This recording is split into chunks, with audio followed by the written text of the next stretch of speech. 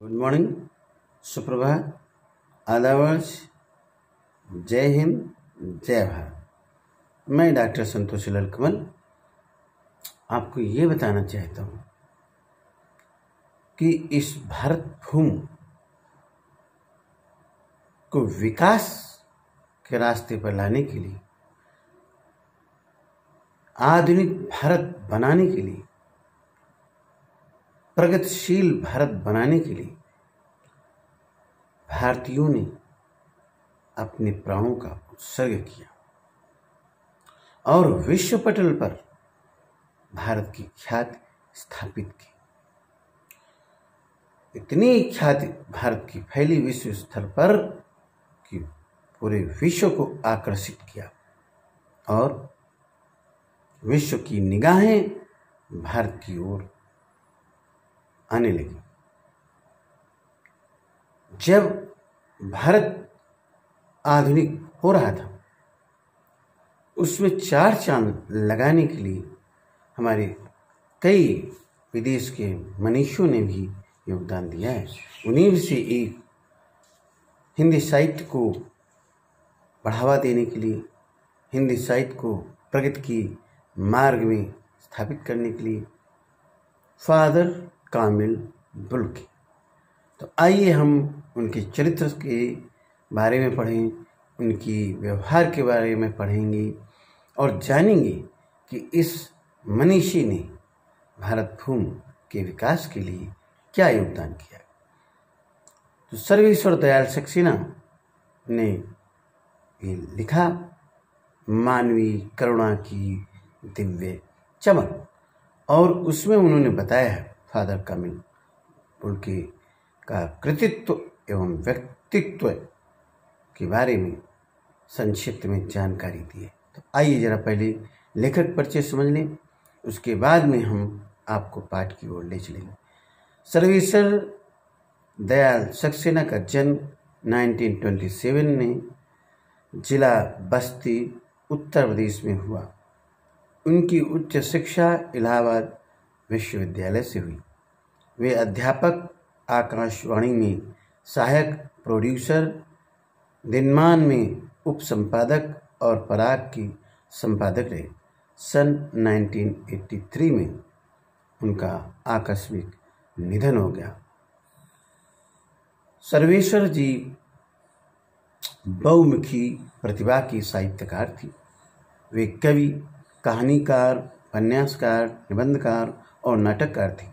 सर्वेश्वर की प्रमुख कृतियां हैं काठ की घंटियां, कुआनो नदी, जंगल का दर्द, खुंटियों पर टंगे लोग कविता संग्रह, पागल कुत्तों का मसीहा, सोया हुआ चल उपन्यास, लड़ाई कहानी संग्रह, बकरी नाटक, भौं भौं खौं खौं, बतूता का जूता, लाह की नाक, बाल साहित्य, चर्चे और चरखे उनके लेखकों का संग्रह है।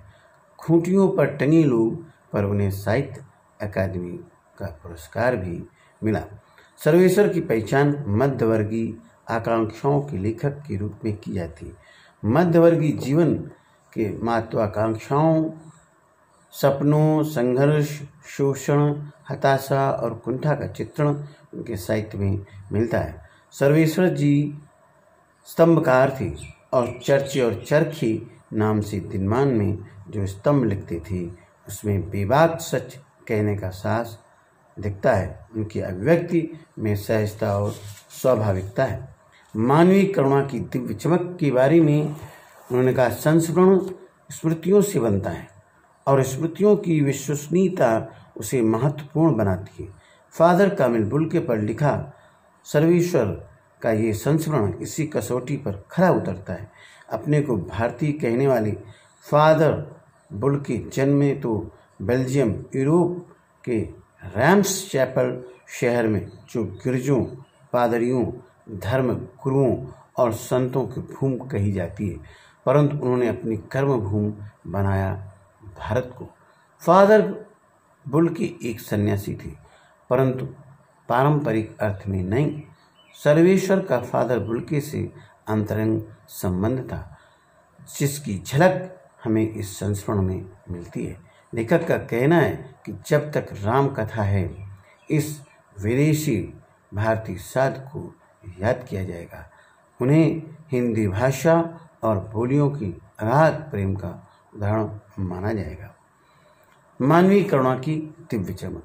फादर को जहरबाद से नहीं मरना चाहिए था, जिसकी रगों में दूसरों के लिए मिठास भरे अमृत के अतिरिक्त और कुछ नहीं था, उसके लिए इस शहर का विधान क्यों हो? ये सवाल किस ईश्वर से पूछें?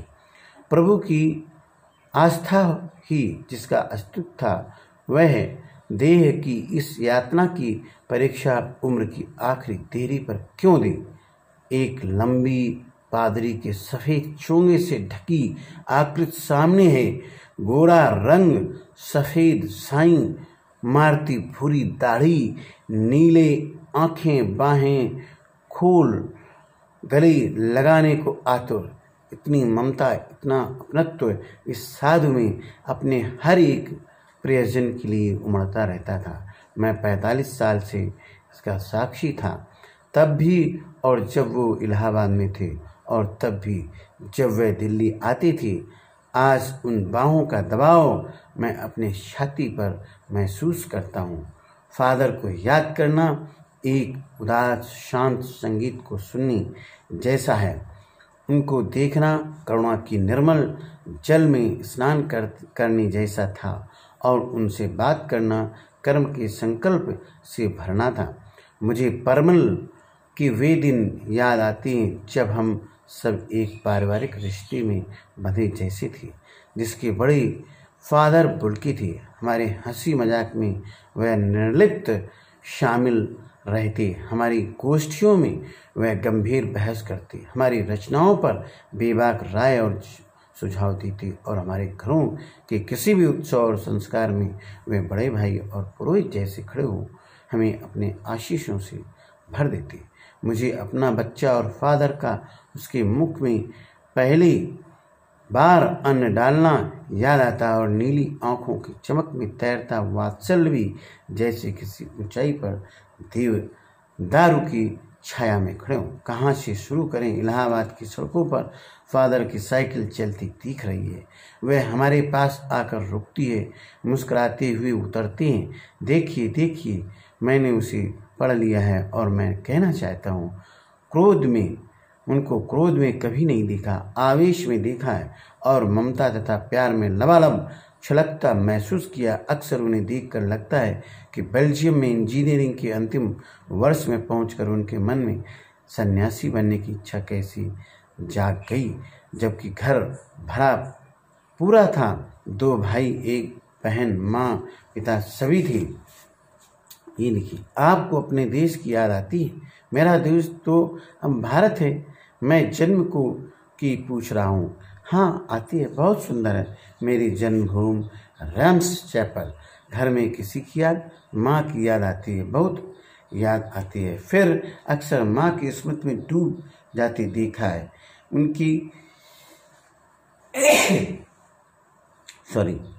उनकी माँ की चिट्ठियाँ अक्सर उनके पास आती थीं। अपने अभिन्न मित्र डॉक्टर रघुवंश को जब उन चिट्ठियों को दिखाते थे, पिता और भाइयों के लिए बहुत लगाव मन में नहीं था। पिता व्यवसायी थे, एक भाई वहीं पादरी हो गया है, एक भाई काम करता है, उसका परिवार है। बहन सख्त और जिद्दी थी, बहुत देर से उसने शादी की। फादर को एकाध बार उसकी शादी की चिंता व्यक्त करते उन दिनों देखा था। भारत में बस जाने के बाद 2 या 3 बार उसने अपने परिवार से मिलने भारत से बेल्जियम गए थे। लेकिन मैं तो सन्यासी हूँ, आप सब छोड़कर क्यों चले आए? प्रभु की इच्छा थी। वह बालकों की सी सरलता से मुस्कुरा कर कहती। माँ ने बचपन में ही घोषित करते हुए कह दिया था कि लड़का हाथ से गया, और सचमुच इंजीनियरिंग के अंतिम वर्ष की पढ़ाई छोड़कर फादर बुल्की सन्यासी उन्हें जब धर्मगुरु के पास गए और कहा कि मैं सन्यास लेना चाहता हूँ तथा एक शर्त रखी। सन्यास लेते समय सन्यास चाहने वाले शर्त रख सकता है कि मैं भारत जाऊँगा। भारत जाने की बात क्यों उठी नहीं जानता, बस मन में ये था। उनकी शर्त मान ली गई और वो भारत आ गए। पहले जेसुइट संघ में 2 साल पादरियों के बीच धर्माचार की पढ़ाई की, फिर 9-10 वर्ष दार्जिलिंग में पढ़ते रहे। कलकत्ता, अब कोलकाता है, से बीए किया और फिर इलाहाबाद से एमए। उन दिनों डॉक्टर धीरेन्द्र वर्मा हिंदी विभाग के अध्यक्ष थे। शोध प्रबंध प्रयाग विश्वविद्यालय के हिंदी विभाग में रहकर 1950 में पूरा किया। रामकथा, उत्पत्ति और विकास, परिमल में उसके अध्याय पढ़े गए थे। फादर ने मातर लिंक के प्रसिद्ध नाटक ब्लू बर्ड का रूपांतर भी किया है नीलपंछी के नाम से।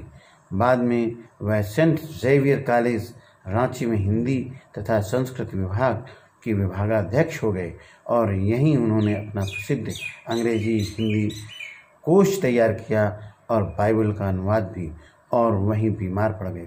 पटना आए, दिल्ली और चले गए।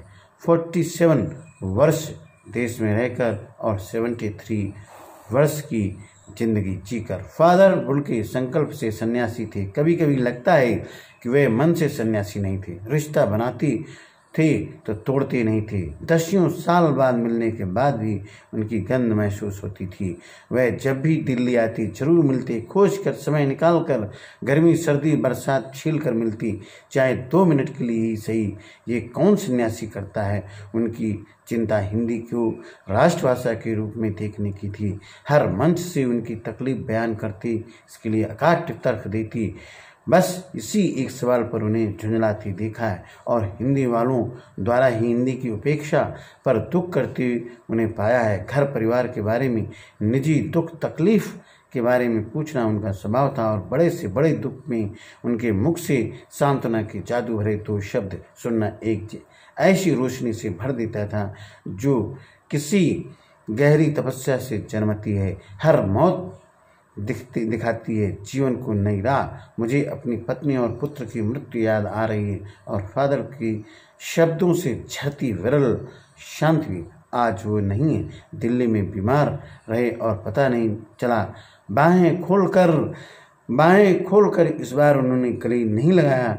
जब देखा तब वे बाएं दोनों हाथों की सूजी उंगलियों को उलझाए ताबूत में जिस्म पर पड़ी थी जो शांत बरसती थी। वो चेहरे पर स्थिर थी, तरलता जम गई थी। वह 18 अगस्त 1982 की सुबह 10 बजे का समय था। दिल्ली में कश्मीरी गेट की निकलसन कब्रगाह में उनका ताबूत एक छोटी सी नीली गाड़ी में से उतारा गया। कुछ पादरी रघुवंश जी का बेटा और उनके परिजन राजेश्वर सिंह से उतार रहे थे। फिर उसे उठाकर एक लंबी सकरी उदास पेड़ों की घनी छांव वाली सड़क सी कब्रगाह के आखिरी छोर तक ले जाया गया, जहां धरती की गोद में सुलाने के लिए कब्र अवाक मुंह खोले लेटी थी। ऊपर करील की घनी छां थी और चारों ओर कब्रें और तेज धूप के वृत्त। जैनेन्द्र कुमार, विजयेंद्र स्नातक, अजित कुमार, डॉक्टर निर्मला जैन और मसीह समुदाय के लोग, पादरी गण, उनके बीच में कैरिक वसन पहने इलाहाबाद के प्रसिद्ध विज्ञान शिक्षक डॉक्टर सत्य प्रकाश और डॉक्टर रघुवंश भी, जो अकेले उस सकरी सड़क की ठंडी उदासी में बहुत पहले से खामोश दुख की किन्हीं अपरिचित आहटों से दबे हुए थे, सिमट आए थे। कब्र के चारों तरफ फादर की देह पहले कब्र के ऊपर लिटाई गई। मसीही विधि से अंतिम संस्कार शुरू हुआ। रांची के फादर पास्कल तोयना के द्वारा उन्होंने हिंदी में मसीही विधि से प्रार्थना की। फिर सेंट जेवियर के रेक्टर फादर पास्कल ने उनके जीवन और कर्म पर श्रद्धांजलि अर्पित करते हुए कहा, फादर बुल की धरती में जा रहे, इस धरती में ऐसे रत्न और पैदा हों। डॉक्टर सत्य प्रकाश ने भी अपनी श्रद्धांजलि में उनके अनुकरणीय जीवन को नमन किया। फिर देह कब्र में उतार दी गई।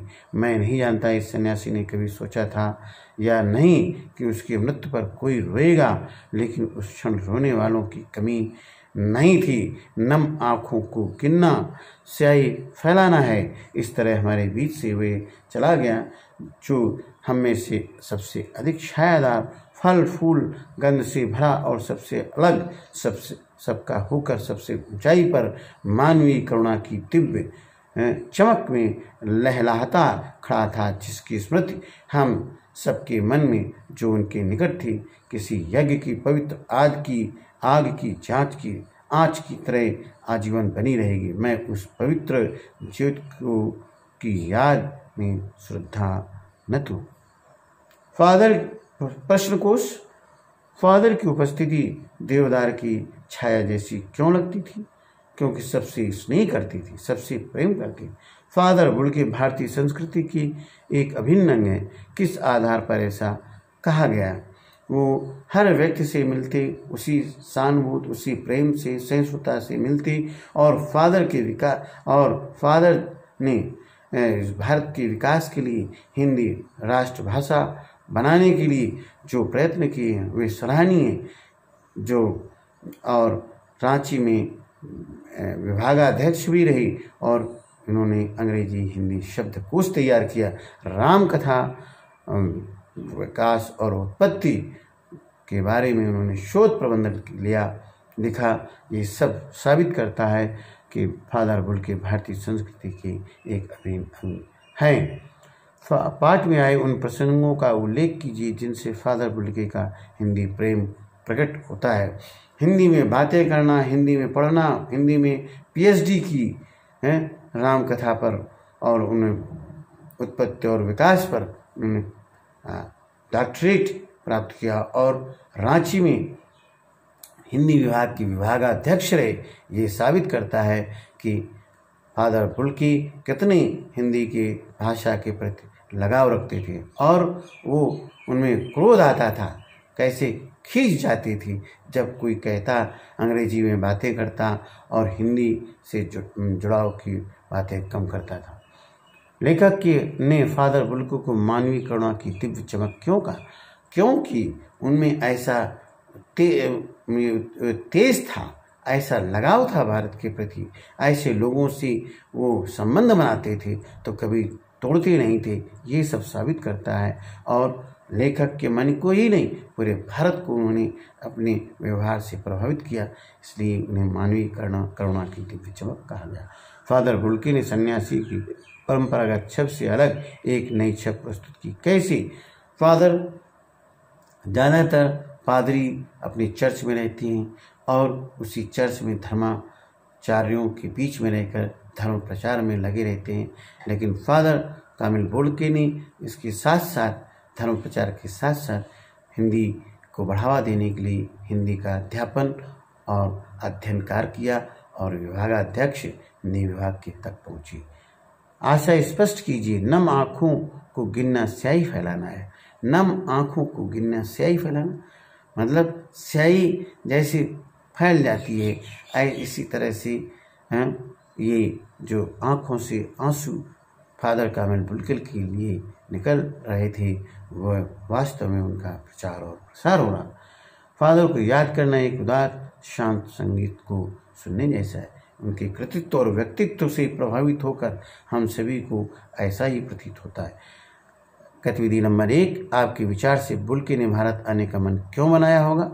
गतिविधि नंबर 2, बहुत सुंदर है मेरी जन्मभूमि रैम्स चैपल। इस पंक्ति में फादर बुल्के की अपनी जन्मभूमि के प्रति कौन सी भावनाएं अभिव्यक्त होती हैं? आप अपनी जन्मभूमि के बारे में क्या सोचती हैं? मेरा देश भारत विषय पर तो 100 शब्दों का निबंध लिखिए। आपका मित्र हडसन हेनरी ऑस्ट्रेलिया में रहता, उसे इस बार की गर्मी की छुट्टियों के दौरान भारत के पर्वतीय प्रदेशों के भ्रमण हेतु निमंत्रित करते हुए पत्र लिखिए। और शब्द संपदा। जहरवाद गैंग्रीन एक तरह का जहरीला और कष्ट साध्य फोड़ा। आस्था, विश्वास, श्रद्धा। देहरी दहलीज पादरी, ईसाई धर्म का पुरोहित या आचार्य। आतुर, अधीर। ये देखिए शब्द संपदा में आप निर्लिप्त, आसक्त रहित, जो लिप्त ना हो। आवेश, जोश, लबालब भरा हुआ। धर्माचार, धर्म का पालन या आचरण। रूपांतर, किसी वस्तु का बदला हुआ रूप। अकाट्य, जो कट ना सके, जो बात काटी ना जा सके। विरल, कम मिलने वाली।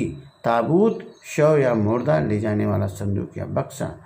करील झाड़ी के रूप में उगने वाला एक कटीला और बिना पत्ते का पौधा, गैरिक वसन साधुओं द्वारा धारण की जाने वाली गेरुए वस्त्र, श्रद्धानत प्रेम और भक्ति पूज्य भाव। मैं डॉक्टर संतोष लाल कमल इसी के साथ दिव्य करुणा, मानवीय करुणा की दिव्य चमक पाठ को यहीं पर समापन करता हूँ। बने रहिए, तब तक के लिए धन्यवाद। जय हिंद, जय भारत।